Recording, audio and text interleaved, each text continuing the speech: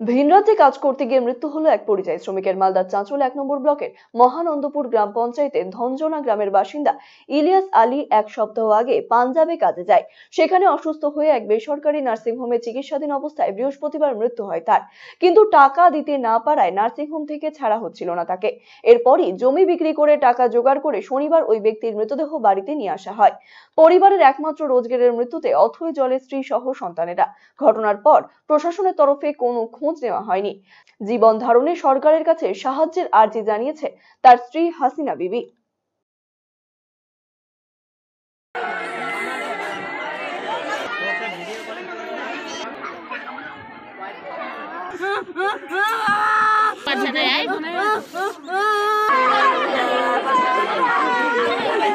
তো গেছিল কাজ করার এই জন্য গেছিল, টাকা পয়সার এই জন্য গেছিল, যে কাজ টাজ করলে পরে পয়সা টয়সা হবে। একটা আবার মেয়েকে আবার বিয়ে দিয়েছি, একটাকে আবার বিয়ে দিতে আছে, টাকা পয়সার এই রোজগারের জন্য গেছিলো। তারপরে তো যায় 2 দিন কাজ করছে, তারপর অসুখ হয়ে গেল, অসুখ হয়ে নার্সিংহোমে ভর্তি করলাম, তারপরে মারা গেল। পেটে পাথর হয়ে গেছিল, বমি হচ্ছিল, উল্টি হচ্ছিল। আমাদের হাতে তো পয়সা নাই, তারপরে আমরা 70,000 টাকায় জমি বন্ধক দিলাম।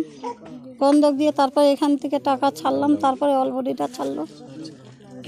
এখন অল বডিটা ওরা হসপিটালে যে অপারেশন করলো, অল বডিটা তো টাকা লাগবে, অপারেশন করানি, তার জন্য এখান থেকে টাকাটা দিতে হলো। হবে 16-17 কাঠা মাটি এভাবে ছিল। শেষ সম্বল, আমাদের আর সম্বল কিছু নাই।